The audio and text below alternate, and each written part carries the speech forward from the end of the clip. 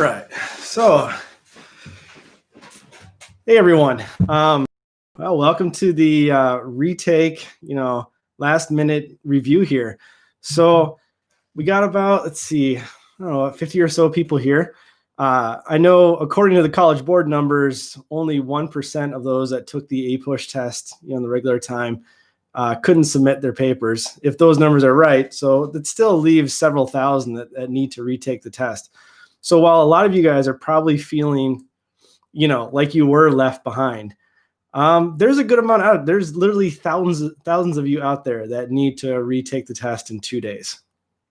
So I want to go through a couple of things first, some resources that I have for you that are in the video links below.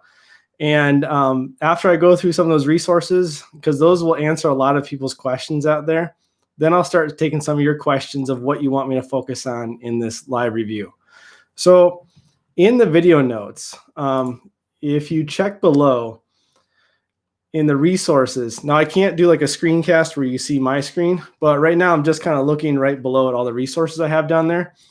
First thing is, I have that mega review that I did from periods 3 through 7.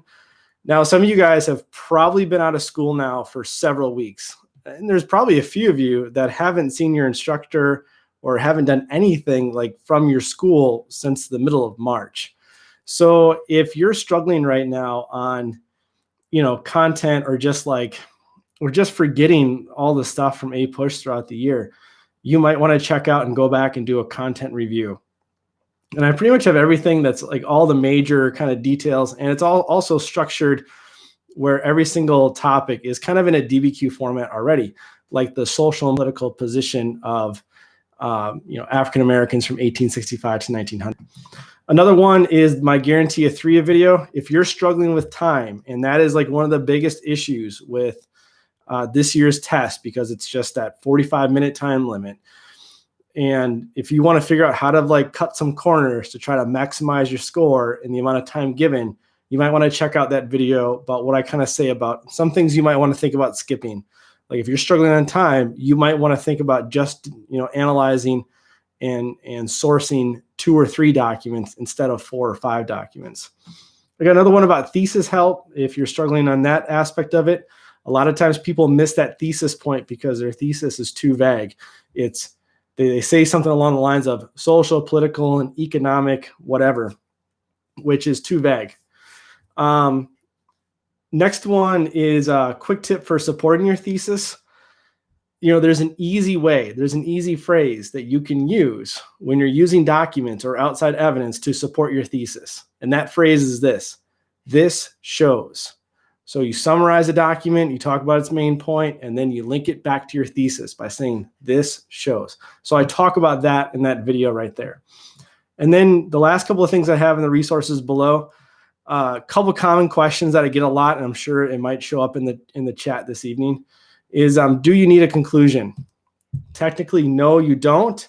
Longer answer, if you have time, it's good to put one in. As an AP reader for the last 4 years, there's a lot of times where I give the thesis for the conclusion instead of the intro because the conclusion was too vague. I'm sorry, it's because the intro was too vague, but the conclusion was more specific. The other thing you could also do in your conclusion too is try to pick up the complexity point if you have the time. The second common question is, how do I source and HIP? And I have a document there if you want to pull that out. So this is common question number 2. So I'm going right now on my screen, I'm looking at how to do sourcing using HAP. And I see some folks are on there right now. So I have the kind of main different things you could do for sourcing, which is historical context, audience, purpose, or point of view. Remember, it is 2 points. Usually it was just 1 point on the previous rubric, but for a special 2020 rubric, it is 2 points. And I think this is a very attainable point on the DBQ. Because you get 1 point for doing this for 1 document, and you can get 2 points for 2 documents. So I have the different things you could use: historical context, audience, purpose, and point of view. And then on the right-hand side, if you're there on the document with me right now, I have some examples of how to do this and some sentence starters. One thing to remember about that sourcing point is you have to relate it back to your thesis statement to get the point. You can't just say the point of view of the document and leave it at that. You also need to link it back to your thesis somehow. So I have some examples of that with historical context. To be honest, I don't like audience. It's rare when I'm at the AP reading or just as an AP teacher that I give a point for audience, because so many times people say the audience of this speech was the American people. And that's always going to be too vague. That's not going to get you the point. So be careful with audience. I did put a sentence starter here for audience, but I'm not a fan of it. I think a few people actually pick up the hit point for audience. Okay, next is purpose. Purpose. Daddy, please have a banana. Yeah, you can get a banana. Go ahead. Hold on, I got to get my kid a banana. Mommy, come on, mommy. Mommy, where are you? Where are you?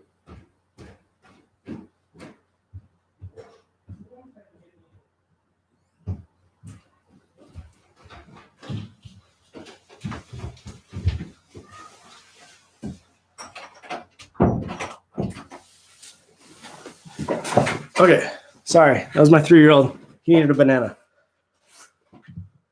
Okay, purpose I love. The reason why I love purpose is because you're going to be talking about purpose in some way, shape, or form anyways. So I got an example here. And by the way, this example is related to the released Practice 2020 DBQ. And last one is point of view. Point of view you got to be careful about with not relating it back to your thesis. Oh, I'm a little winded here from running my kid upstairs and getting him a banana. Okay, so the author, in a point of view, you can talk about their background, but I think a great way to use point of view is to talk about the bias of a source. Let's say you're talking about the Gilded Age and you have a source from a wealthy person like Jay Gould, say, or Andrew Carnegie, his Gospel of Wealth. Well, and he's talking about income inequality or something like that, or the labor movement. Well, of course, you can talk about his point of view as a wealthy merchant, as a wealthy industrialist, but also what is his bias too? Like he's trying to protect his business from, what he might view as evil labor unions or something. But then you also need to relate that back to your thesis. You can't just leave it there. The point of view is a wealthy, industrialist. You can't just leave it there. You have to relate it back to your thesis. So again, I got a sentence starter on that. Oops. All right. Then, how do I get contextualization? So I'm on common question number 3 right now. So I'm opening that document right now on my screen, common question number 3. And I have an example. Crazy thing is, I think one of the prompts from the last, from the regular APUSH exam was almost the exact same as this. I think, I'm not sure. But it was almost the exact same as this. And this is a prompt from, I don't know, I modified it from one from like 1987 or something like that. So this is actually an example from one of my students. And in red here is contextualization. So I'm not going to read through this whole thing, but this is their intro paragraph. You don't need to have contextualization in the intro paragraph, but I think that's where it fits the best. So an intro paragraph, I think the best way is contextualization, several sentences, and specific details. Read through how detailed this guy does his contextualization, okay? And then the thesis at the end of this. The thesis on this one is actually a little bit on the weak side. It would still get the point, but I think this one does a great job of showing contextualization. And a lot of times people miss contextualization because they're too vague. Like they'll say something along the lines of, this was a very important time period in American history. Every time period is an important time in American history. But you need like specific things. Like this person's talking about interchangeable parts, the spinning jenny, the power loom, railroads, steamboats, Oregon Trail, Santa Fe Trail, all sorts of things. So a little note here too. This example of contextualization probably goes above and beyond what would be needed. However, a lot of students attempt contextualization, but it is actually one of the lowest awarded points on the AP test. So I got a little bit of flack from some people in my Guarantee a 3 video by saying you might want to think about skipping contextualization. Because some people are like, well, you can do it in 2 sentences. You can attempt it in 2 sentences. That doesn't mean you're going to get it. As an AP reader, I've seen tons of tries at contextualization that fall short. It should probably be more than 2 sentences, and you need to have a lot of details that puts the topic into context. It was only awarded on 30% of DBQs last year, compared to the thesis statement, which was awarded on 60% of DBQs. So the thesis statement was awarded twice as much as contextualization. All right. Was there any other things before I start taking questions? The last thing I got on here, the very last resource, is I took the 2020 example, College Board example one, which was about, I have the prompt right here. Evaluate the relative importance of the causes of cultural change in the United States in the period from 1914 to 1945. So I took 2 of the easiest documents, and this is a strategy you might want to think about using on your test in 2 days on how to save time. So I took 2 of the easiest documents. One was this political cartoon that I thought was not all political cartoons are easy, but I thought this one was. And another one was a very short source, Doc 3 right here, a very short source about a woman basically wanting to step into a non-traditional role. So taking out the main point, taking those 2 things, and then identifying some outside evidence. And on the second page here, you'd basically have an example essay of what would be a solid 7 out of 10.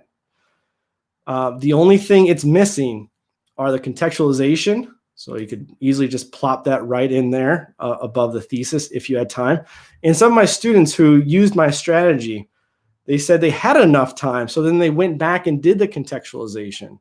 So that might be a thing too, is like, okay, maybe skip contextualization, but then if you got enough time, go back and put it in later on. But then I use the 2 documents in here. I do it solidly. I source those documents, and then I have 2 paragraphs by themselves of outside evidence. You don't need to do this. You could fit outside evidence in with a body paragraph, but as an AP reader, I always like seeing it pulled out on its own, because sometimes it's hard to differentiate between what is context, historical context for a source, and what is outside evidence.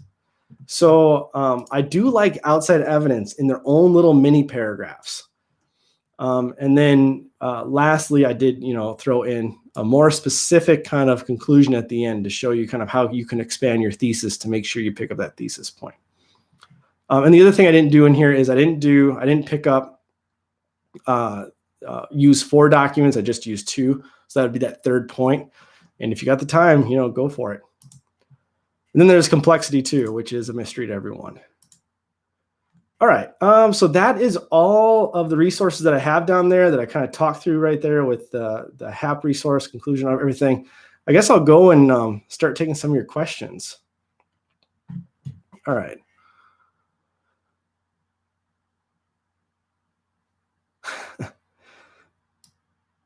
Could you please take a guess at what the prompts will be on? Okay, so the prompts, okay, I can't reveal I got to be careful with what I say here, because you're not supposed to talk about those prompts that were on the ones from a couple of weeks ago. So I think I've already said a few things that are a little bit too specific about those prompts from a few weeks ago.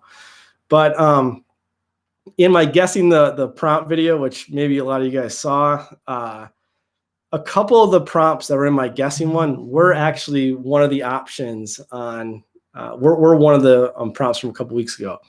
So my top 2 guesses were not, and that was Great Depression / New Deal, and basically politics like late 1700s, early 1800s, how debates over the role of the government created like the Federalists and Democratic Republicans and division within the country. So yeah, I think those two would be pretty likely. I saw a question earlier before I came on here. Somebody asked, somebody had like a conspiracy that the prompts were going to be similar to the ones from a couple of weeks ago. I just want to say I don't have any information on that, and I don't think that's likely at all. I think because you only have about, I don't know, I have no idea what the numbers are, but 10 or 20,000 people taking the test, it'll probably just be one prompt for this time around, since you only have 1 to 2% of people taking it. And I don't think it's going to be anything similar to what was a couple of weeks ago. So like if you had one of those prompts a couple of weeks ago, I wouldn't expect the same one again. If I get the New Deal, I'm crapped. Why? The New Deal is not bad at all. I don't know. Maybe I'm just biased because it just shows, it's just a clear show about how you change the role of government changes from being fairly passive in the 1920s, conservative, laissez-faire, hands-off, to the 1930s, and FDR being completely hands-on with it, and reform, relief, and all that specific outside evidence that's there, like Social Security Administration and the Works Progress Administration. One of my favorites, the CCC, which I think we should bring back again. Okay. When should I put my contextualization in? Before my thesis? Okay. The two main spots that people put contextualization in. Most people put it in the intro paragraph before the thesis. And the thesis, you don't separate it out. Don't put the thesis in the second paragraph. As an AP reader, we're told to only look for the thesis in the first paragraph or the last paragraph. So the intro or the conclusion. Don't put the thesis in the second paragraph. So what I tell my students is your first paragraph should be really big. You should have several sentences of contextualization and then the thesis after that. The other place some people put it in is they'll put a thesis in the intro, and then they'll put the contextualization next underneath the thesis in like its own, in like the second paragraph. And then underneath that, they'll start their body paragraphs. That's okay as well. I'm more used to seeing it though in the intro with contextualization, thesis, and then you get into the body paragraphs. Can you give an example of outside evidence and why is it considered outside evidence? Okay, so the first thing to know about outside evidence is it cannot be linked to any documents at all. So let's say you have a prompt that's about the Gilded Age and the Progressive Era. And the prompt talks about issues of giant corporations and their effect on America. The documents, none of the documents have the Sherman Antitrust Act. None of them say anything about the Sherman Antitrust Act of 1890. Zero. So you talk about that. You say, well, citizens were looking for some action from the government to do something about the large corporations and do something about monopolies controlling whole sectors of the economy. And so they pressured Congress to pass something to tackle large corporations. And that was the Sherman Antitrust Act. This shows, and you link it back to your thesis somehow. So that'd be like a way, okay? If you bring up opposing viewpoint, is that considered outside evidence? If you bring up opposing viewpoint, this is hard to just kind of like spitball because I need to know like the prompt. So, okay, actually, I'll give you your answer. No. You have a chance at complexity. Now, the reason why an opposing viewpoint to your own viewpoint in your thesis would not count is in the College Board rubric. It says specifically the outside evidence needs to support your thesis. So that won't work. A counterpoint won't work. The only way a counterpoint might work to get you a point is complexity. That's it.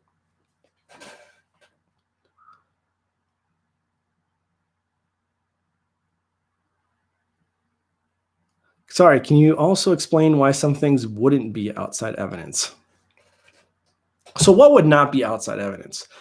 Anything that's linked to one of the documents. That would be more like context. So let's say you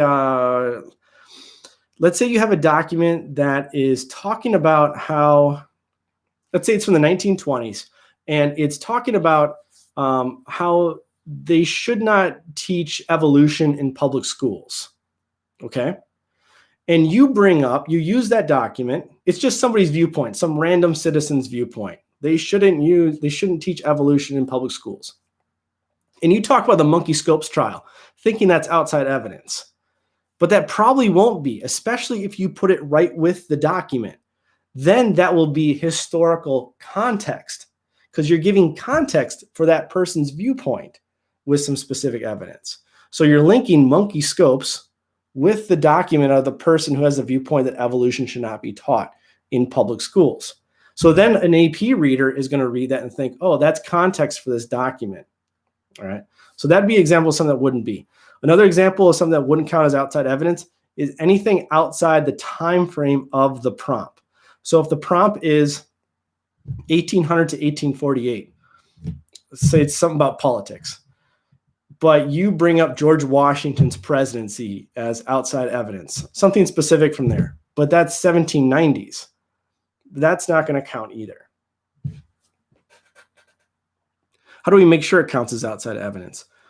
You keep it within the time frame of the prompt, and it's something not related to the documents at all.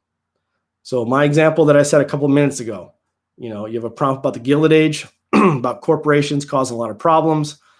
None of the documents talk about the Sherman Antitrust Act, and then you bring that up. So a great piece of outside evidence, typically are events, pieces of legislation, Supreme Court cases that were not in the documents anywhere. Is the late exam prompt going to be similar to the May exam or totally different? It's going to be totally different. They're not going to have something that's similar to anything in May. What are the topics we should study on and focus on for the exam? If you want the hour and 40-minute review of almost all the most important information from the time periods that we cover on the exam, it's in the first link below, periods 3 through 7 mega review.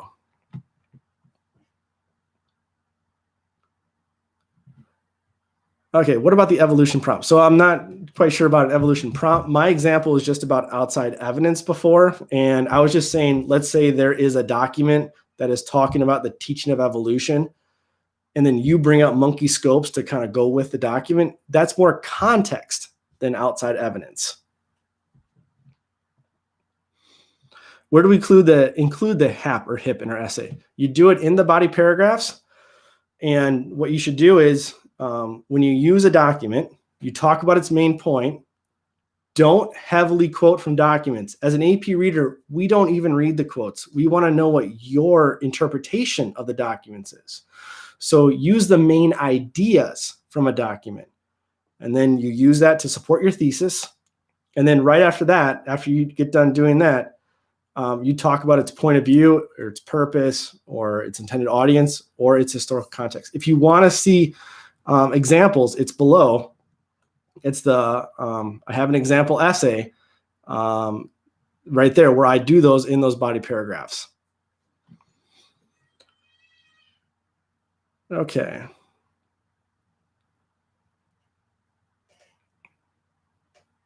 What happens if you don't understand the prompt? Okay, this is an interesting question. Here, hold on. Take a sip of water. Yeah, let's talk about that. What is a way, if you get a prompt where you're just like, oh my God, I don't remember any of this, and I don't understand the topic at all. What's some ways that you might be able to still pick up a point? Well, first off, with the prompt, try to identify, even if you don't understand the topic of the prompt, try to identify like what it's asking. Is it a causation one? Are they asking for, evaluate the extent, the causes of whatever? Or is it a continuity change over time? Just try to evaluate what are they asking for? And then obviously identify the time period. and then try to think of whatever you know about in that time period to come up with some sort of argument based on what they're talking about in that prompt. And then the next thing you do is, you can get a point for just describing documents. You don't even need to relate it back to your thesis. 1 out of the 3 document usage points is for describing the documents. So you can get a point there. And then it's just doing the best you can with thinking of outside evidence from that era, or trying to make some kind of sense with those documents and relating it back to whatever thesis you come up with. But the other thing is to note is this is the same as a couple of weeks ago. It's open note. It's open tab. Now you can't talk to somebody and have them help you out. That'd be cheating. Like if your dad's a history teacher and you can't be next to you, like giving you advice on what to write. But although it might be difficult with the time constraints, you can look up notes. You could go and look up, things in, my mega review or whatever. It will take up precious time, but College Board has said many times, this is open note. So if you get something you're very unsure of, go back and check some notes really quick. All right. Do you talk about the Great Depression in your mega review? Yeah. In the mega review, in the video information below, there are timestamps for every single topic in there. Can you get all the points by writing in an outline format instead of writing? Can you get all the points by writing in an outline format? Okay, at the AP reading, we're told you can only build up points. So even if if your essay is in some sort of outline, we're still looking for the individual points. We're still looking for usage of evidence to prove a thesis. We're still looking for the outside evidence. So yeah, you could technically do an outline. There are always essays that I come across as a reader where a student will highlight where the contextualization is. They'll underline where their thesis is. They'll write a little thing in the margin, thesis here, and an arrow pointing me to the thesis, or they'll write OE or outside evidence and they'll point to that. Some readers really dislike it. It's fine for me. I don't think it impacts me that much in how I'm reading the document, how I'm reading the essay, but I don't think it can hurt you. What is a typical answer? Okay, this is a good question. So what are those? What is a typical answer to a prompt that starts with "to what extent"? Let's talk about this. Here's some key information. If a prompt is asking you to what extent, and the College Board loves those prompts, loves to word almost every single prompt starting with that, to what extent, or evaluate the extent to which, loves that. They're asking you for a range of something. So how great were the causes of something, or how great were the effects, or how great were the continuities or the changes? You need an adjective in your thesis. Something like to a great extent, or to not so great extent, or a very small extent. Usually it's better to go with to a great extent, because the documents are probably going to be related to what the prompt is talking about and how things changed. Okay. So throw in some adjective there about to a great extent, yada, yada, yada, or something along those lines. If asked to compare the relative significance of causes, how many causes should we use? So a thesis should have at least 2 main points. You can have 2 body paragraphs. That's fine. Technically, you could just have 1 body paragraph too. An AP reader is just looking to add up points. We're not taking away for poor organization. So you should try to have at least 2 main points. You should also try to figure out where the document's taking you. So the first 10 minutes, you should be analyzing those documents. And if those documents are leading you to 3 different points or 2 different points, then go with that. Don't just be stuck with, I'm only doing 2 main points, or I'm only doing 3 main points. The documents should lead your thesis where to go. They should tell you your argument, because you're going to be using those documents in the body paragraphs later on to prove your thesis.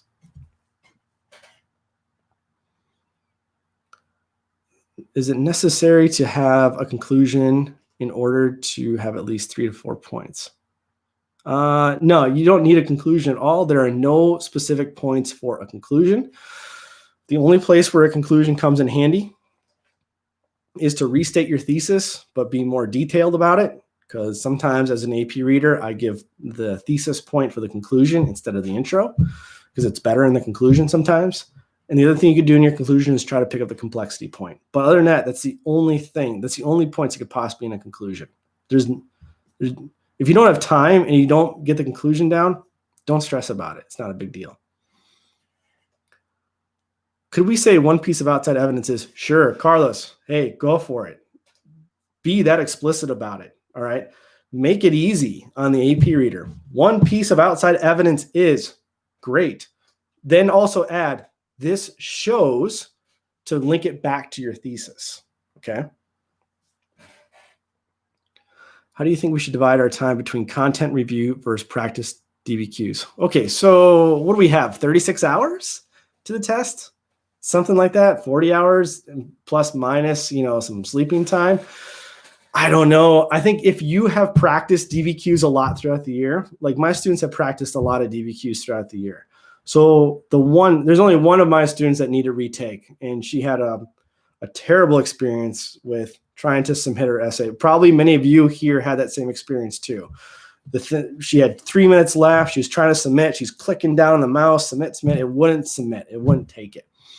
So she's got to take it tomorrow. And she's done a lot of DBQs for me over the years. I had her not only in APUSH history, but also another class as well. So, she should probably be doing content review because she knows how to write a DBQ. She's done many of them in the last several years.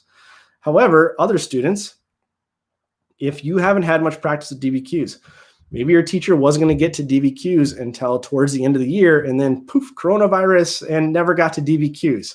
Yeah, you should practice writing those. You should be checking out as many resources as possible on how to write a proper one.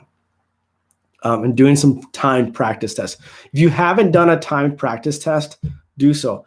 I think that helped out my students a lot. The feedback I got from my students, I had 5 practice tests that they could voluntarily sign up for, and a lot of them signed up for them. And everyone said, yeah, after doing one practice time test, so much better at being able to kind of figure out how to do what I need to do in that amount of time. College grind, he mentioned earlier. You can use the internet. I'm not sure about that one. Okay, where can we find practice DBQs? Where can you find practice DBQs? The College Board has a 2021, excuse me, 2020 practice. If you just go into YouTube and you just type College Board 2020 practice DBQ APUS history, it'll pop up. They have like the documents and all that information there. The other place you could go is they have many older DBQs. If you just go into Google, College Board free response questions, you can find the last 6 years of DBQs. Now, those are going to have 7 documents in them. You could always just knock off 2 documents, though, and just say, I'm not going to worry about the last 2 documents on here, and then give those a shot too. But there is, on the internet from the College Board, at least 7 just totally open DBQs that you can find and practice on your own with. Yeah, Albert.io has practice. You can find practice DBQs other places. I like always using the College Board ones when available. Not saying the College Board has the best wording, and I have in previous videos that you might have seen, I have ripped on their wording of prompts and some of their choices and what documents they use in their DBQs. I ripped on that, but I think it's best to use, especially with the time we have left, it's best to use the resources from the place that you're going to be doing the tests from for right now. But yeah, there are plenty of other DBQs. The DBQ is one of the most common things, not just in AP US history, but in a variety of courses that is used to assess students. Okay, how do you get the complexity point? Okay, the complexity point is also known as the unicorn point. If you want, you can Google, the AP US History College Board rubric, and they'll tell you the 5 different ways. I think it's 5 different ways to get the complexity point. As an AP reader, though, I will tell you this. It is rarely ever awarded, and it's not a point I think you should worry much about.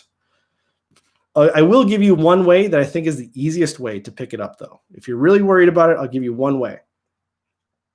Okay, so the easiest way to pick up the complexity point is, let's say your prompt runs from, 1763 to 1800. And it's talking about political changes in that era. So one way to pick it up is to, whatever your argument was in your essay, is to carry it through in the conclusion to the next era right afterwards. So if the prompt entered 1800, carried on into 1801, 1802, 1808, 1810, whatever. Talk about like the era of good feelings or something like that in the next era. So you link it to like a time period that's right afterwards. Now there's other ways to do this. A counterpoint might be able to pick up the complexity as well. And there's actually like 3 other different ways to pick it up. One of the easier ways to talk about it is, if the prompt, let's say, is specifically asking about causes of something, you also talk about the effects of it as well. That's another way to pick it up. But generally, the times that the complexity point, in my opinion, is awarded on an essay is because the essay is just so incredibly good. There are connections between the documents. There are connections between time periods. There's tons of outside evidence. And it's really well written and everything. That's when a lot of times when that complexity point is picked up. But there are like some specific situations too. I just wouldn't worry about it that much. I think the other points are much better to worry about, like picking up those evidence points, contextualization, the thesis. I would worry far more about that than the complexity. Should you include 2 points in your thesis or only use 1? 2 points. You should have at least 2 points in your thesis.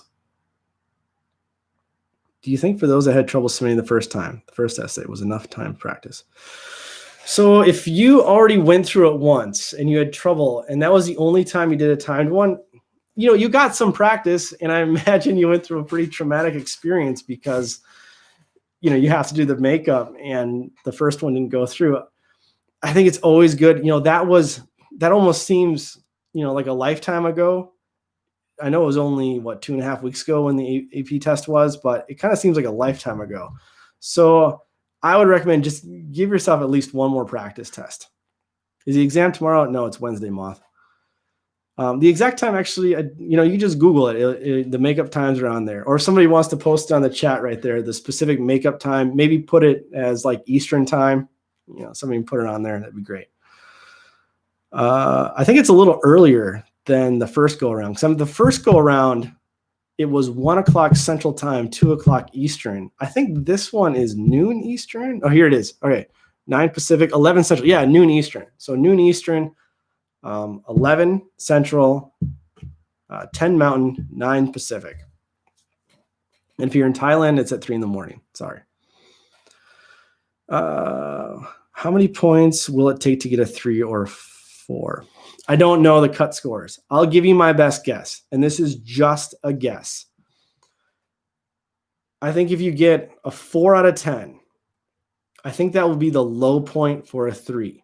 Keep in mind, though, that these essays will be graded, will be on a different curve from each other.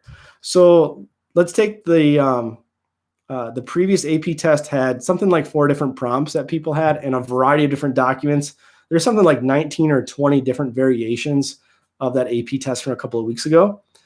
If some of those variations, some students really struggled with, like let's say the average score of one of those prompts was like a 2.5 out of 10, where another one was a 5.5 out of 10.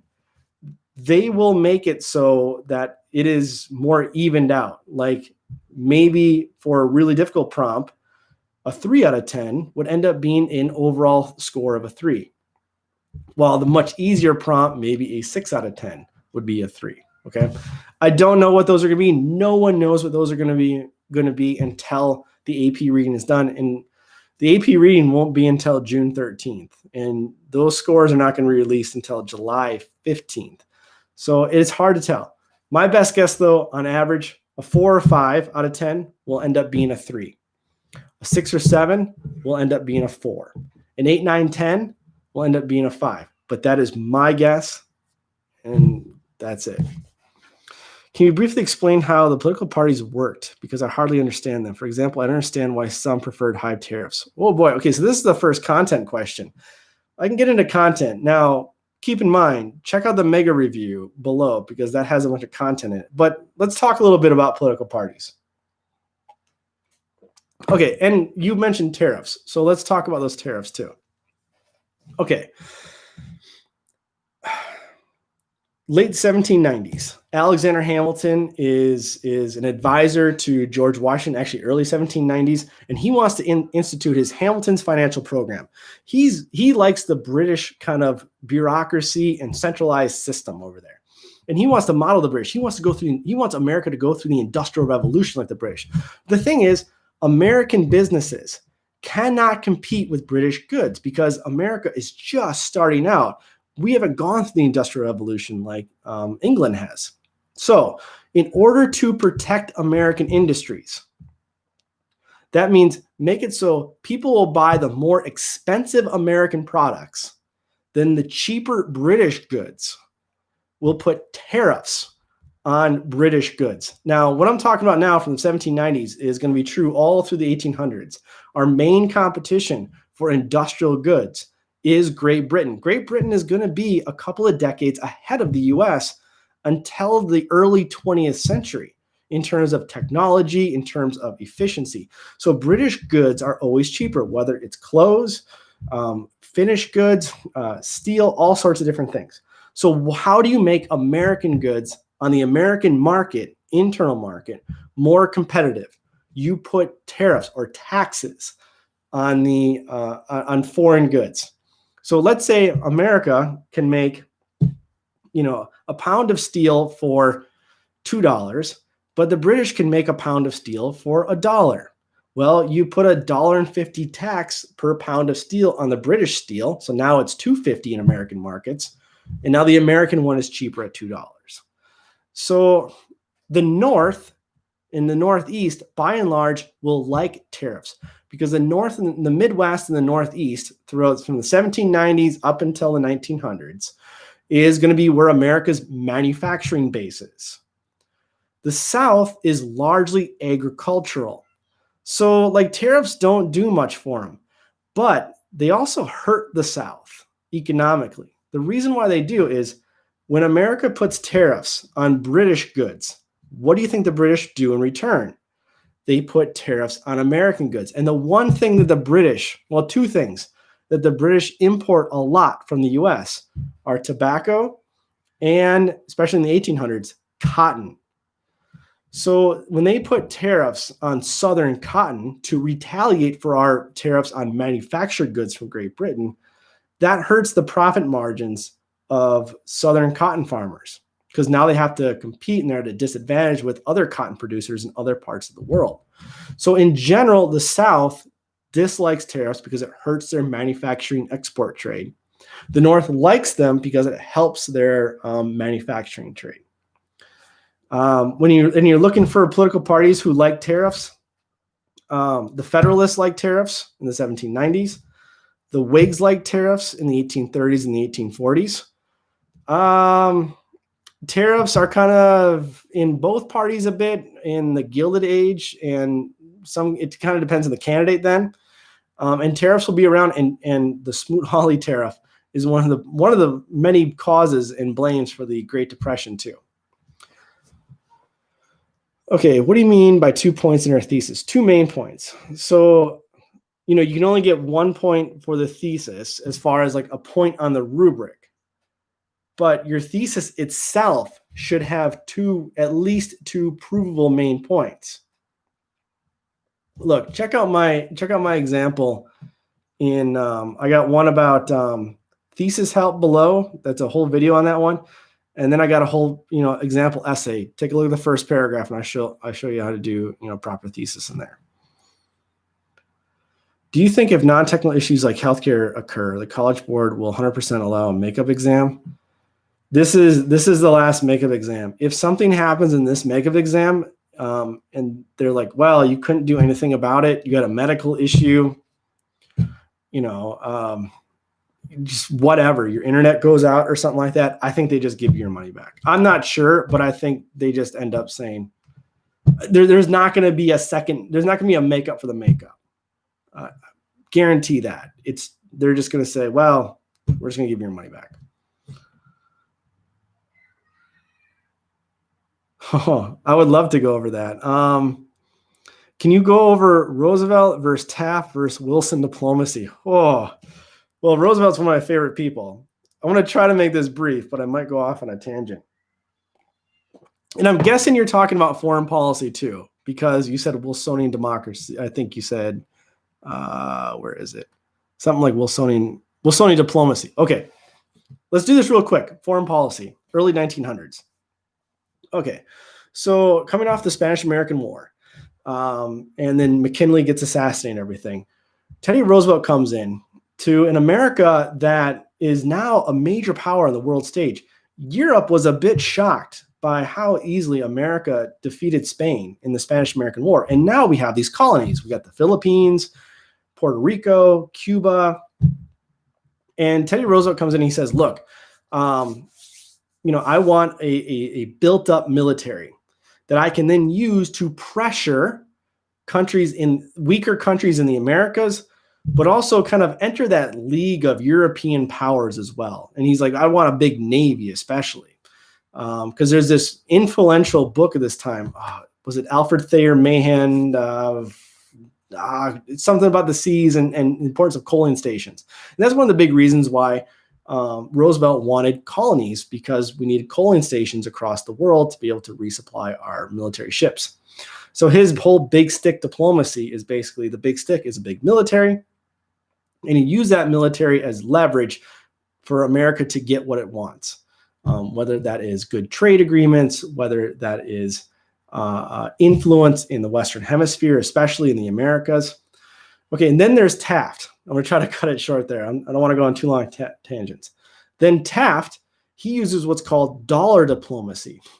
And this is the idea of, spreading American wealth around. One thing about the early 1900s, our economy, we're at the British level of like major world economy. And we're able now to just kind of spread money. So like you go to a country like China and say, hey, China, to their leader or whatever, we'll help build some roads or some dams, or we'll give you guys some foreign aid, and you open up your markets to American business. So that's Taft's idea of dollar diplomacy, just throwing American money around to get influence. Then there's Wilsonian democracy, and all of these happen right one after the other, okay? So Wilsonian democracy is the idea that we should have America's values of freedom and democracy as our guiding principles. We should try to instill these values in the rest of the world. We should have countries try to go, become more democratic and everything, and have more freedom of the seas and free trade.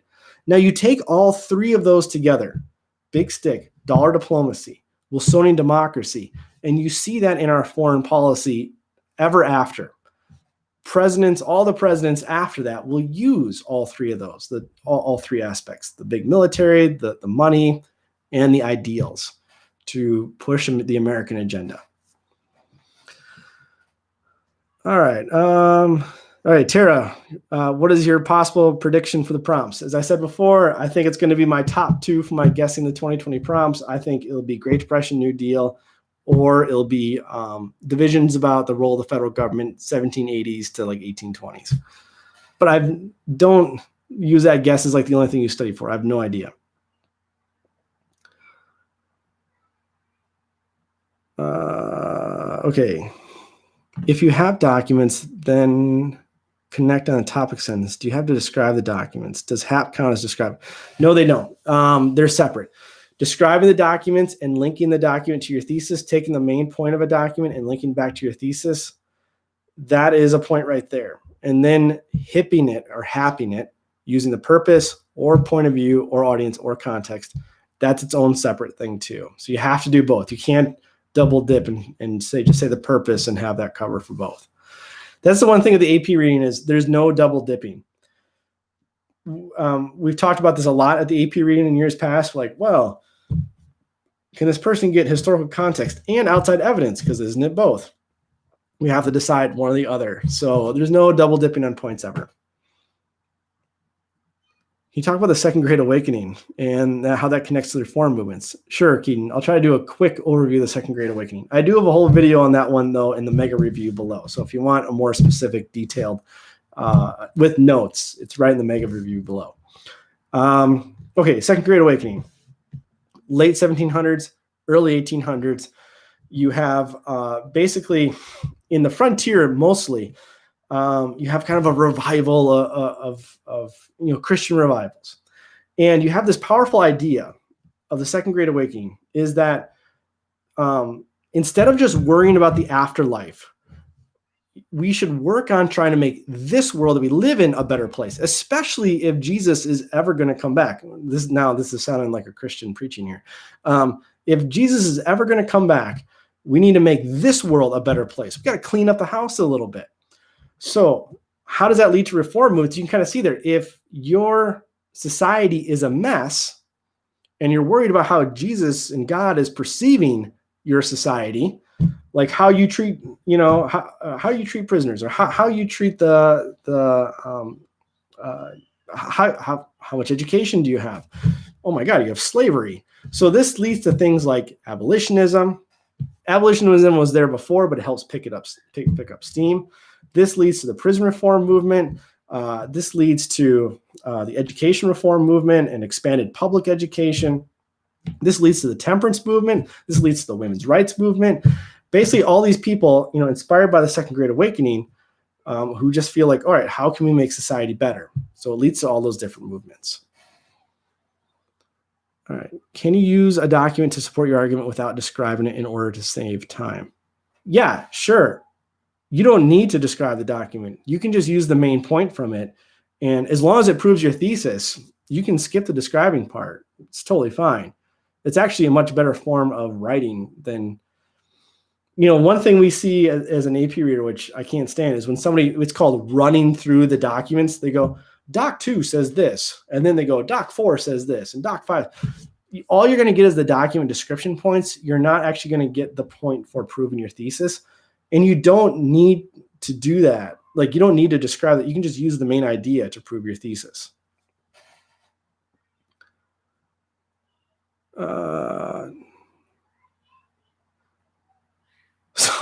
So am I the only one who has never written a DBQ from Hussein? Oh boy. I don't know, but you should practice. You should definitely practice. Okay.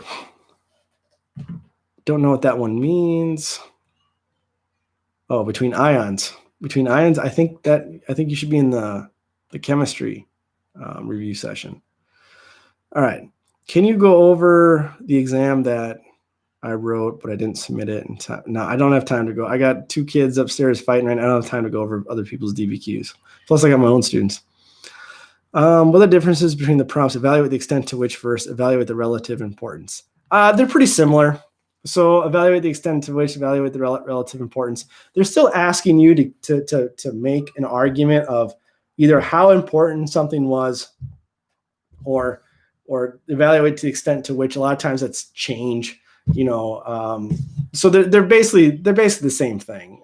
They're asking you to a great importance or a great change, or very little importance, which tends to be hard to argue, or very little change, which tends to be hard to argue too, because the documents are usually showing change. So there's not a whole lot of difference between them. All right, I wish you were my APUSH teacher. Thanks, Tara. Okay, let's move up here. Let's get one from earlier. Talked about the Second Great Awakening. Ooh, this one's from a while ago. Mar Landrone. Growth from industry and use Hawaii as an example, as well as the Dole Company. Yeah, I mean, I don't think many documents are going to have Hawaii and the whole dole situation, which is crazy. If your teacher never taught you about that, you should go check that out. The whole way America got Hawaii is insane. I don't want to get into it right now because it would take up a long time, but you should check that one out. Just read the wiki for it. It's crazy. All right, what's the difference between historical evidence, historical evidence, versus outside? Okay, so outside evidence is going to be something completely unrelated to the documents. And the HIPPO is you're taking a document and you're sourcing the document itself. So outside evidence, nothing related to any of the documents. HIPPO, either context or intended audience or purpose or point of view, you're taking a document to its next step and you're sourcing. You're talking about its bias or its purpose or its context. Can you go over how to write a thesis for a causation DBQ? I would just so Archie, I would just check out my thesis help video that's in the thing below. Are we okay? Here's a good question. Mark 836. Are we allowed to use periods before period 3 for contextualization? Definitely. Actually, I'm just about to drop a video about period 2 and about the Virginia and Massachusetts Bay colonies. So let's say your prompt is from period 3, and let's say it starts at like 1763 or 1754. Yeah, definitely go back, reach back into period 2. That will count for contextualization. And usually with contextualization, I mean, technically contextualization can come before, during, or even after. I don't know how you do that though, after a prompt, after the time period of prompt. But most of the time people do contextualization is right before and then right at the very beginning of the time period of the prompt. So if your prompt is 1760s or, period 3, yeah, go back into period 2 and talk about salutary neglect, talk about the Albany Plan of Union. Don't go too far back. The thing about contextualization, I remember I had this question last time I did a live stream. Somebody asked, how far can you go back with contextualization? A few decades. I wouldn't go back like more than like 50 years though. So like, for example, let's say your prompt started at like 1900, went from 1900 to 1945, and it was asking about, I don't know, foreign policy. Would you go all the way back to 1850 to talk about foreign policy? Probably not. You might go back and talk about the Monroe Doctrine a little bit, but you usually only wanted a few decades beforehand to maybe a decade beforehand. You don't want to go too far back. Like with a prompt starting at 1900, you're not going to go back to like the Declaration of Independence for contextualization. That's way too far back. My APUSH teacher said, don't use quotes, just paraphrase. Yes, don't use quotes. Don't use quotes. Some people have a hard time with that. So the people who are like, oh, I need to use quotes. Okay, use quotes minimally, like in the middle of a sentence, but things need to be in your own words. As an AP reader, we don't even read the quotes. Your APUSH teacher was right. We're looking for you to use the main point of a document. And not quote it. Use the main point and how the main idea or main point of a document relates back to your thesis. Okay, does outside evidence have to be in the time period of the prompt? So Naya, yes, it does. The outside evidence has to be in the time period of the prompt. You're not going to get it. I've remember many times the AP reading where somebody had some great outside evidence, but it fell just outside the time period of the prompt, and I couldn't give it. It's got to be in there. So like if your prompt is, 1800 to 1848, but you bring up something from 1790, the Alien Sedition Acts or something like that, and it relates well to the prompt, doesn't count. It's got to be within that time period. What should I do if I don't know how to link the documents with the prompt? Pray. You can pick up a point with just describing the documents. You're going to need more points than that, though, to be able to pass. You're going to need to be able to link some of your evidence back to the prompt. You think about it this way. On this year's rubric, with the special rubric, 6 points are just relating evidence back to the prompt because it's 2 out of the 3 document usage points are relating documents back to, I'm sorry, not the prompt, the thesis, are relating back to the thesis. 2 outside evidence points.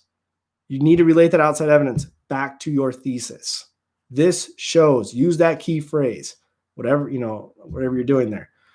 And the HAP or HIP, the sourcing points, they have to relate back, 2 of them, back to your thesis. That's 6 out of the 10 points. The majority of the test is proving a thesis. So if you're having a hard time being able to do that, I mean, look, I'm not going to lie, you're in some trouble then. For context, the prompt asked about the social reforms of the late 1800s. And could I talk about the 14th and 15th Amendment? Yeah, sure. Just make sure the 14th and 15th Amendment and Reconstruction, just make sure they're not some of the documents, because you can't double dip the documents for the contextualization. But yeah, if they're not some of the documents, they're talking about social reforms, sure. Do you think an essay that sounds amateur but hits the points could get a 4 or 5? Tanisha, sure, definitely. There have been essays as an AP reader where, like, if it was not a timed essay, and if it was something like a student like took home and had weeks to work on, I'd be like, oh my God, this essay is not very good. However, some students know how to pick up the points. Even when the essay is not very good, they know how to say key phrases about how to link evidence back to their thesis. I had a student this year who was a great writer when she had time, but when she was on a timed test, her writing just went downhill. But she always knew how to pick up the points. Okay, she always knew how to pick up the points. So even though her essays were really rough, there was, she still scored very high. Kids are going crazy out there.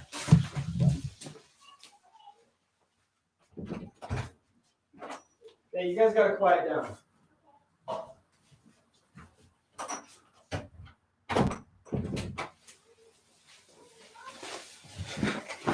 All right.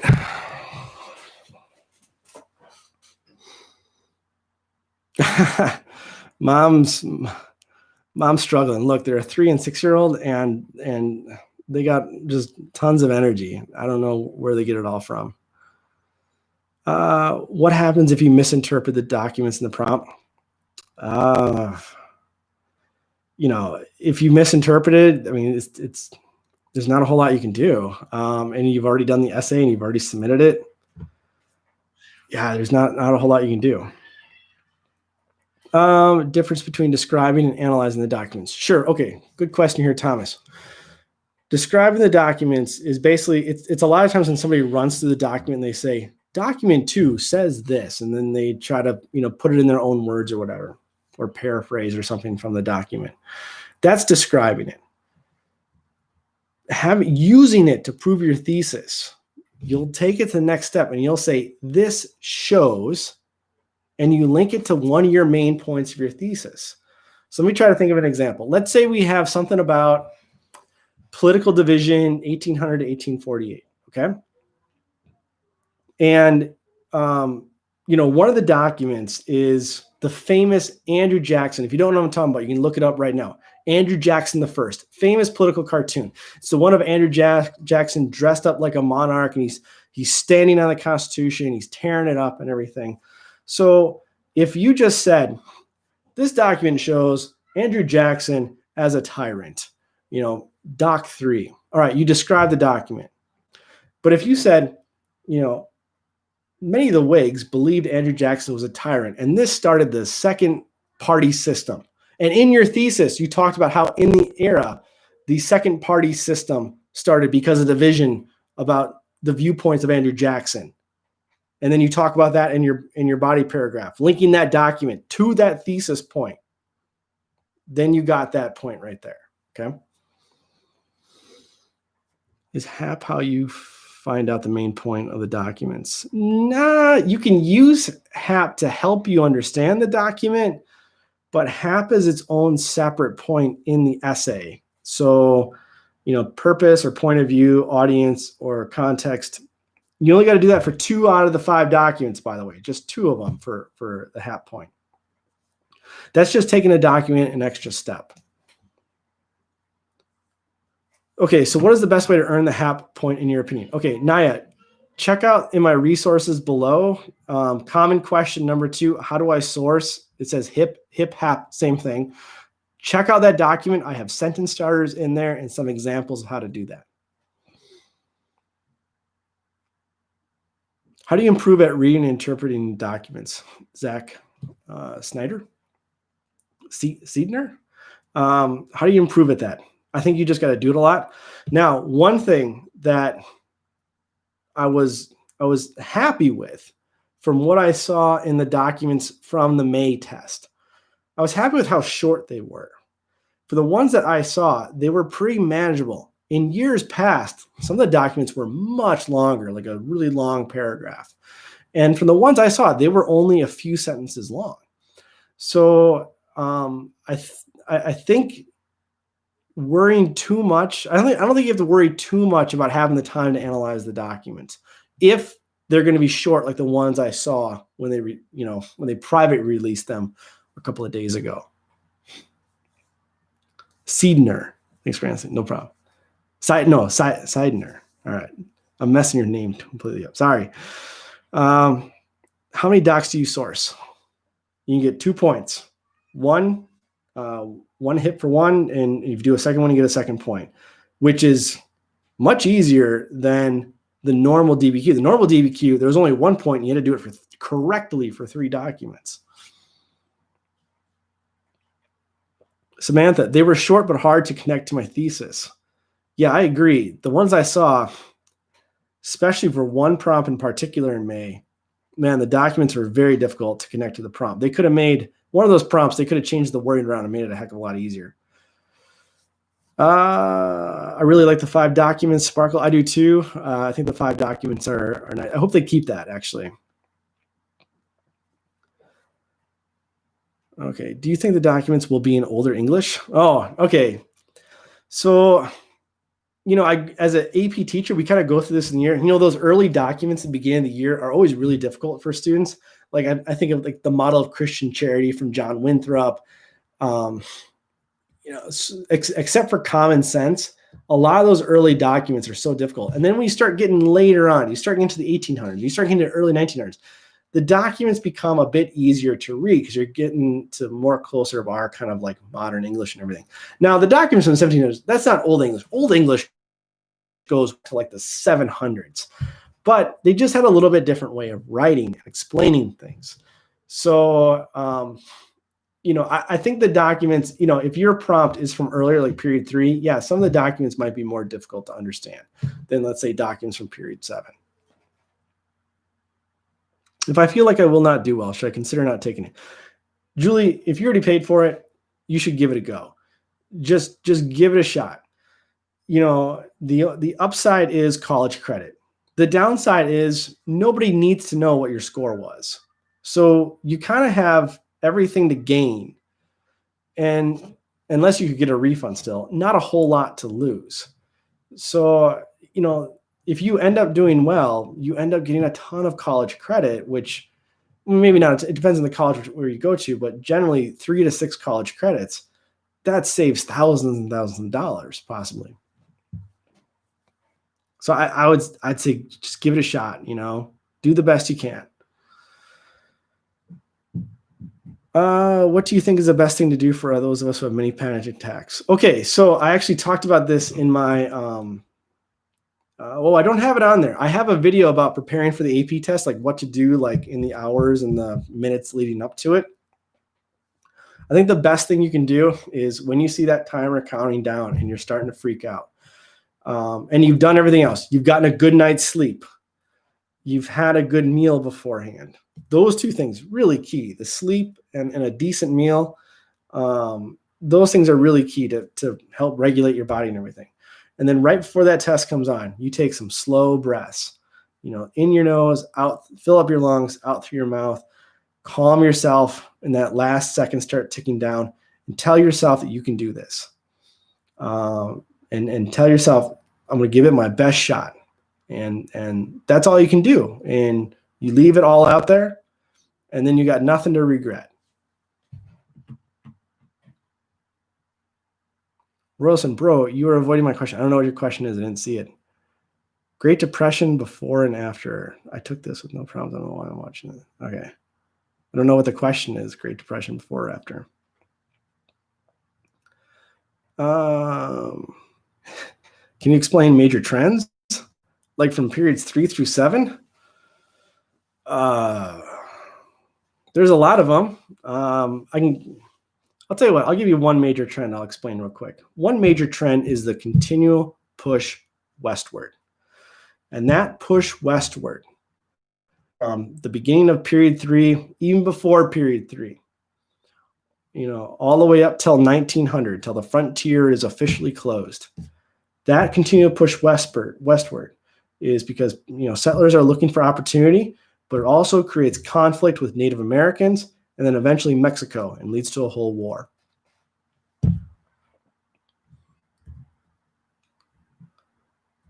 If you run out of time to finish a paragraph, do you think I will get the points if I just throw everything they require out there instead of forming a paragraph? You should always form paragraphs. You should have some time to be able to separate, 45 minutes, you should have some time to be able to separate some things into paragraphs. Your intro should be clearly demarcated, context and thesis. And then if you're typing this on a Google Doc, you should hit enter a couple of times, because I think when you copy and paste it into there, if you're doing the copy paste way, I think it doesn't do the indents. So you should try to make sure you have a space between your paragraphs. And you definitely have time to do that. Look, don't just have one stream of consciousness, with no paragraph breaks. Have a clear intro, a clear thesis at the end of the intro, and then the body paragraphs. What is the best way to read and interpret documents you don't understand?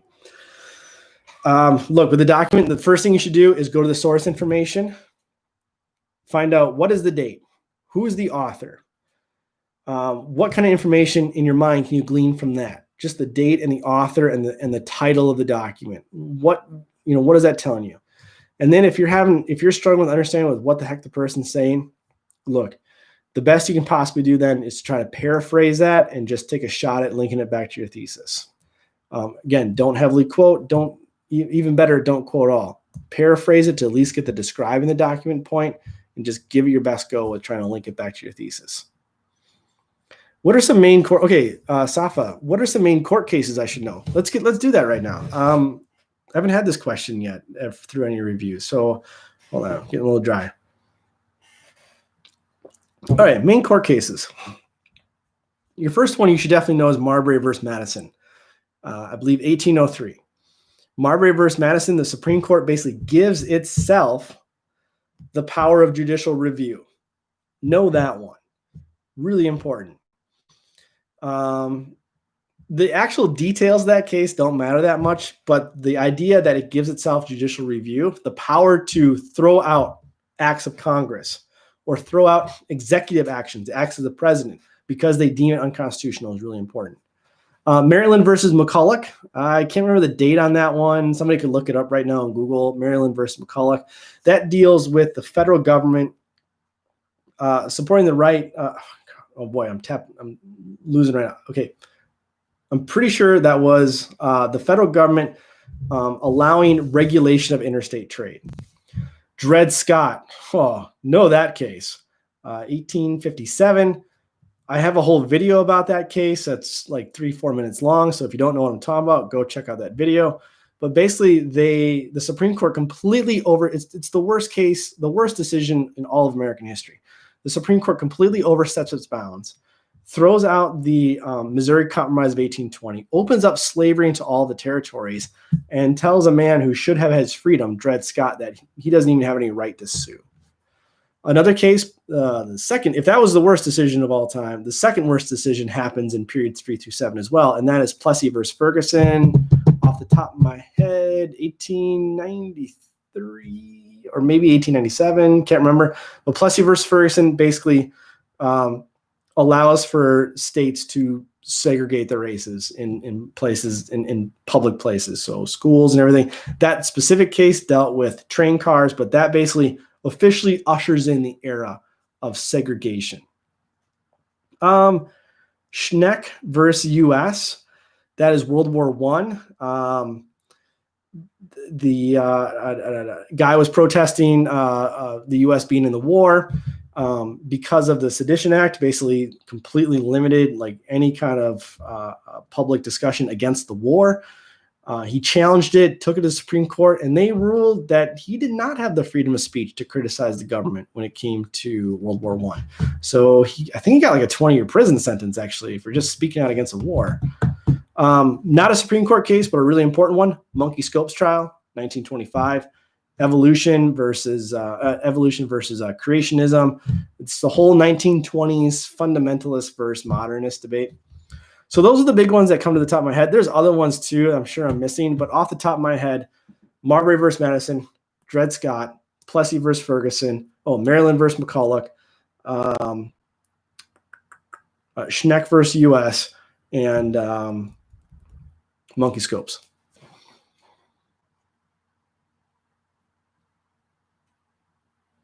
Sam Laney, APUSH simplifies versus College Board. I don't know. The College Board, 1896 on that one. College Board seems to win all the time.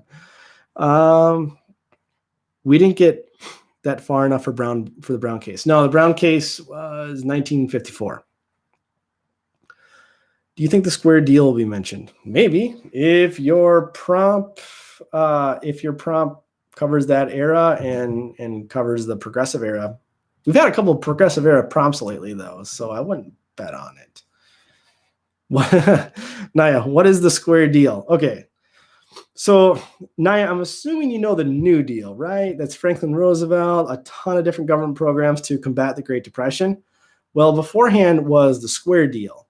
That was Teddy Roosevelt, the first Roosevelt to be president. And his whole thing was he wanted to break up bad trusts and he wanted to regulate the market to provide the most amount of opportunity for the common American. It wasn't so much as the government giving out like social welfare or even providing jobs. That's more the New Deal. The square deal is more about how do we regulate the market to create more opportunity for the average American. The progressive one is the easiest one. Okay. I'll take a couple more questions and then I'm going to roll. Yeah. What?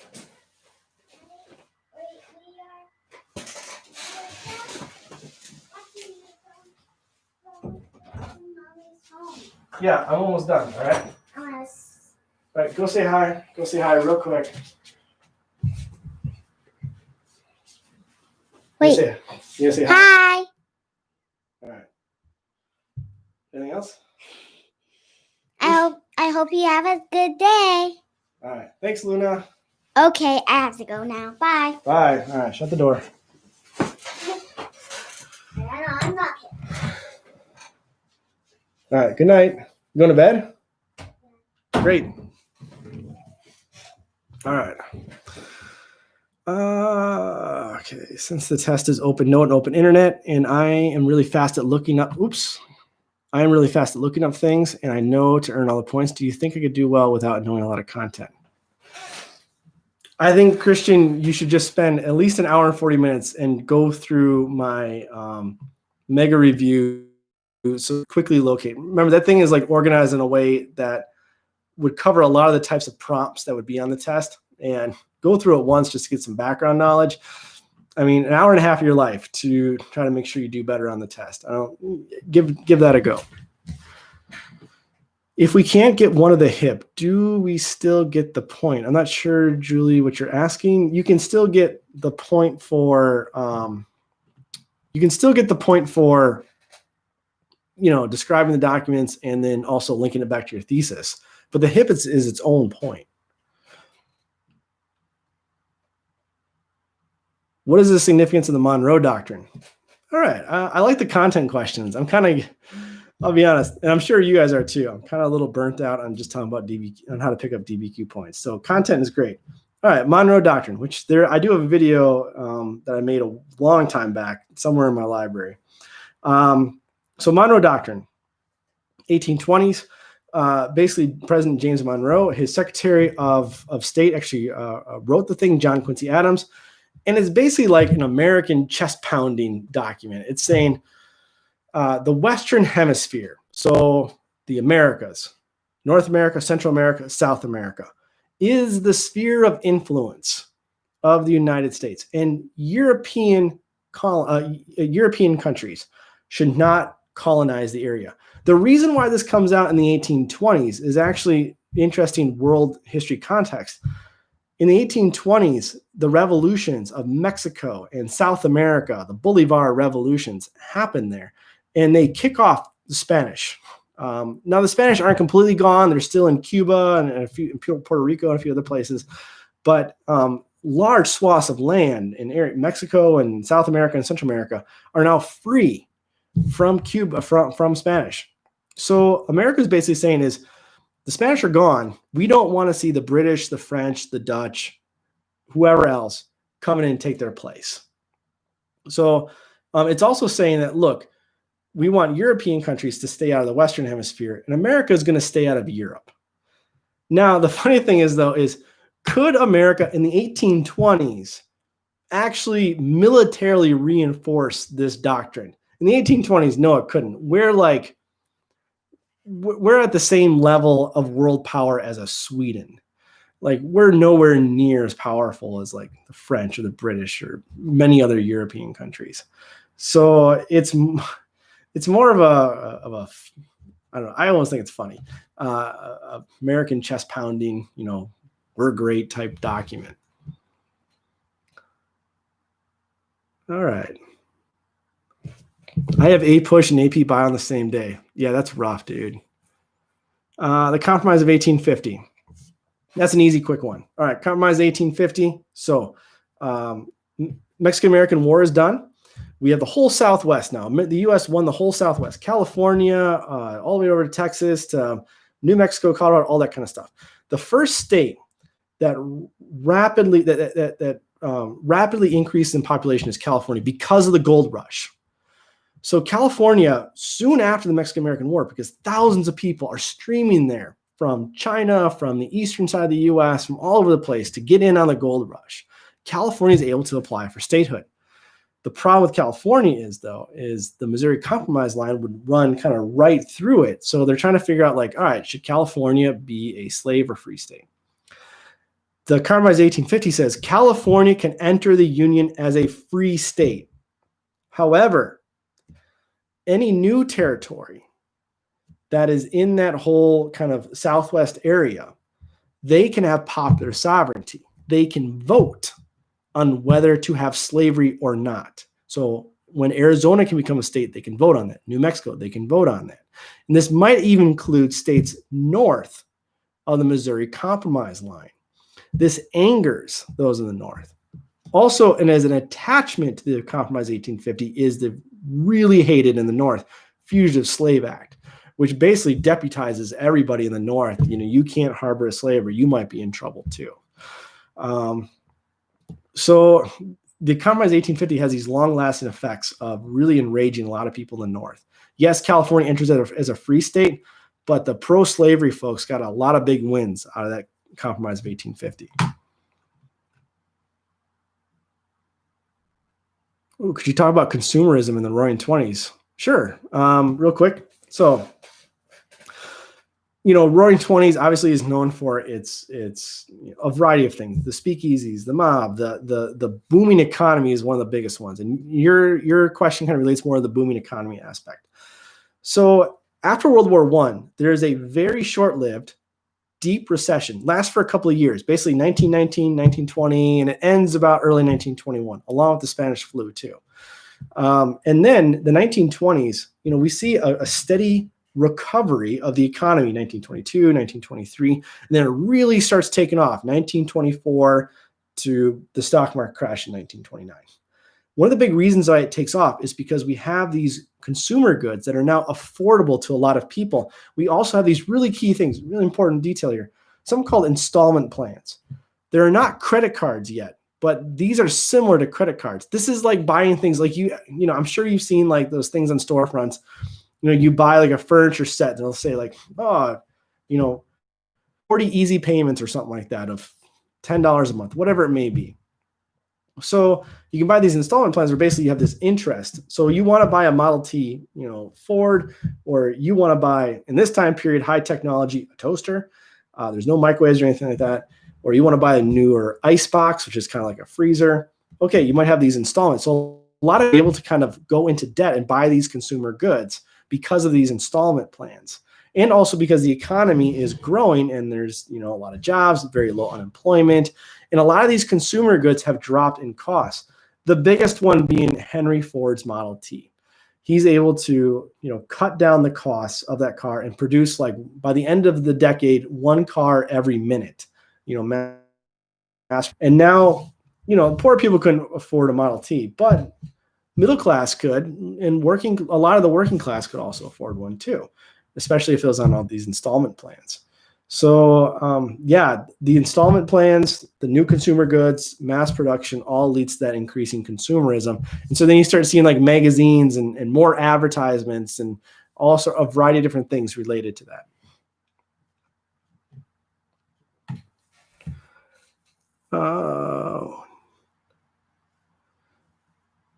What do you consider an acceptable thesis? It has to fully answer the prompt. AP also stands for answer the prompt. And it has to have some main points. So you have a position and you have some main points. And those here's for people that struggle with writing a thesis, here's a tip. One is you have an adjective that like there was great change or great effects or great cause, whatever it may be. And then you take the main points of a couple of the documents and you use them as your main points for your thesis. You don't cite the documents in your thesis. You don't do that. But you use the main points from a couple of your documents because then you'll talk about those documents later on and you'll be linking them back to your thesis. So if you struggle with writing a thesis, that's one way you could possibly do it to try to make sure you get that thesis point.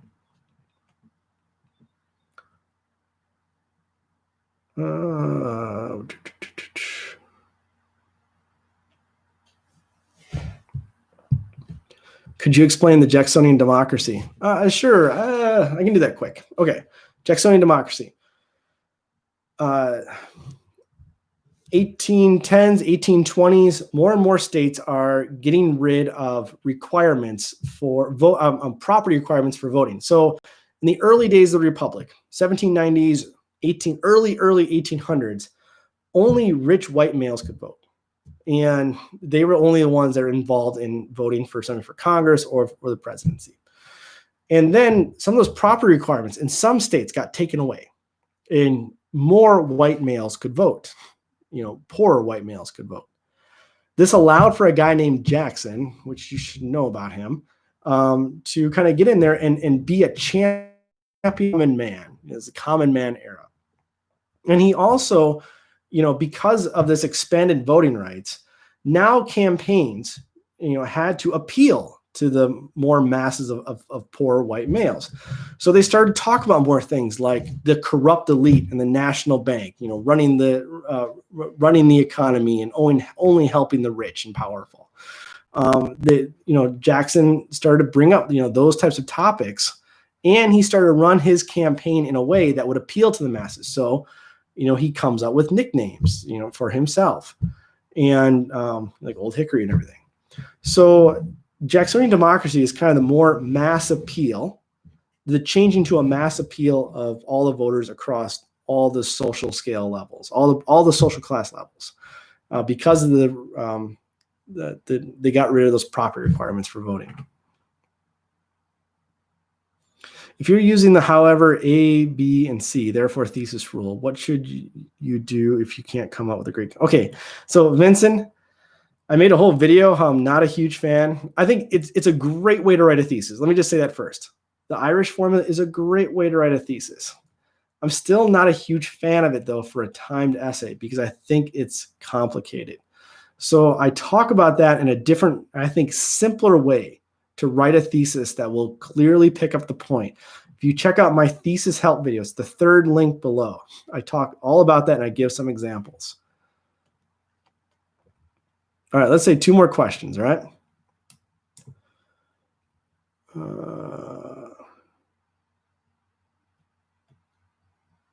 what are good isms words to use in your DBQ, like nativism and national? Oh, those are two good ones right there. It depends on what the prompt and the topic is, Christian. Like if it's a Gilded Age thing, they're talking about radicals, socialism, or anarchism or whatever. Socialism actually might be something that comes up a lot from like the late 1800s all the way up to 1945. If it's for some reason a foreign policy question of the 1930s and 1940s, fascism, communism. If it's a 1920s cultural question, fundamentalism, and that one could also be brought up, in a variety of religious contexts. So it depends on what the topic of the prompt is.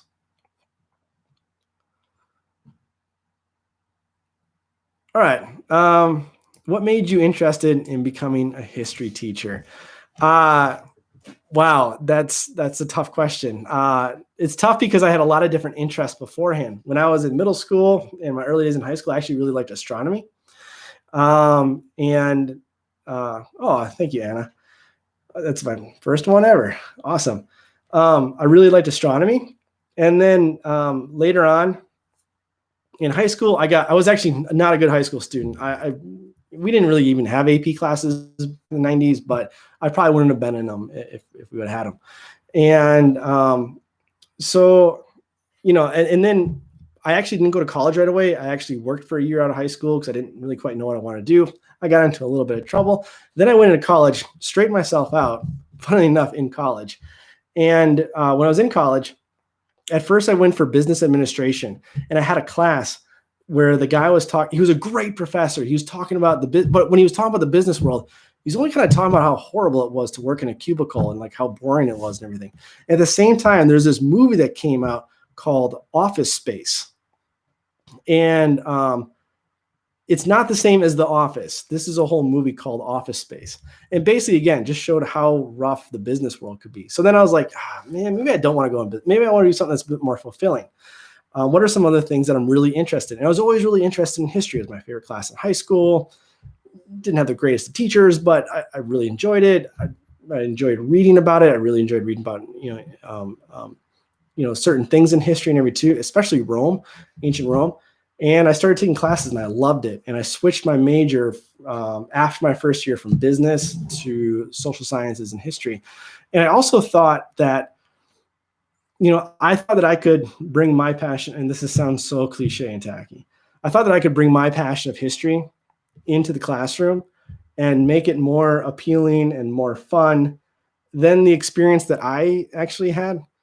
Hopefully none of my former teachers are watching this. And that's what I try to do in my classroom is I try to bring that enthusiasm that I have for the topic and also show just like how important it is. I mean, God, everything going on right now from, you see all the protests and everything happening. And, I keep on trying to think about like putting this all into historical context of the last 70 years, going back to Malcolm X and Martin Luther King and everything. And, I wish more people had that understanding of trying to put what is going on now in society into that context and understanding like where we've been the last 7 decades, last 100 years, last 150 years, going all the way back to the end of slavery and everything. And I think that would give America a much better kind of idea about how to move forward too. So 2020 will definitely most likely be on the future AP test. This year has been wild. I actually texted my mom a little bit ago. She's 67. And I texted her and I said, hey, is this the craziest year of your life? And she's like, it's up there. She's like, the only other years I can think of was like 1968, which we had tons of crazy riots and everything like that. That was the year that Robert Kennedy was assassinated and Martin Luther King was assassinated as well. And a crazy election too with Nixon. And then the other thing she mentioned was when Kennedy was assassinated in 63. And I also talked to my grandfather, who's 80. He's my last living grandparent. He's 87. And I was like, hey, he was born in the early 1930s. Is this like he's like, definitely, this is definitely one of the craziest years. So yeah, you guys have been living through, 2020 has just been insane from, think of it at the beginning of the year. Remember, if you're, especially if you're an American in here, remember the whole Iran thing? Like some kids were like, oh, I'm going to get drafted because we got close to getting into a war with Iran in January. Trump was being impeached. And then in late January, early February, Kobe Bryant, that horrible, horrible tragedy. And then the coronavirus for a couple of months. And now we have the racial, the racial things, which has always been around. It's just, it flares up every now and again. And those protests going on around the country with the whole incident we had a couple days ago in Minneapolis, of which I used to live in Minneapolis too for a while.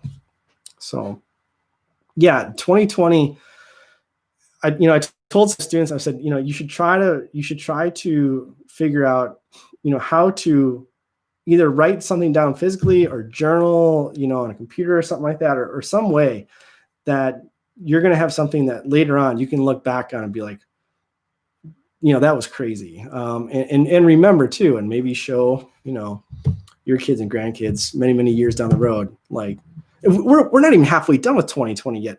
We still have a whole election to go through. So, and who knows what school is going to be like next year. I hope it's face-to-face again. I didn't mind going to distance learning just because I'm fairly good at technology and, I'm pretty good at like making these, videos and all that kind of stuff for my classes and everything. And we have Canvas, which has worked out okay. And a lot of my students, are connected to the internet. So it worked out okay, but yeah, I missed the face-to-face. And I really missed this year's, the kids who graduated this year. Most of you guys, I'm guessing, are probably sophomores or juniors who are taking AP US history. But my current seniors, I was really close to that class. I had that homeroom for the last 4 years, and they're graduating this year. Really good relationship with a lot of students in that class. I was actually going to skip the AP reading this year. It was going to be the first year that I skipped the AP reading just so I could see their graduation. And it ended up not happening. We had a virtual graduation, which it was good. I mean, the school did the best they could. I don't know what kind of graduation your schools end up having, but it wasn't like the real thing though. We totally missed out on that. So there's a chance we might have an in-person one in August, but it's not quite the same. So, okay. So with that said, I want to leave it there. I hope, do the best job you can, and just leave it all on the test on Wednesday.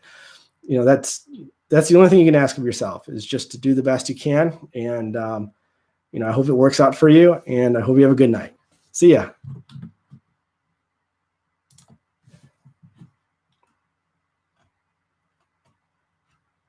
Oops, how do you end?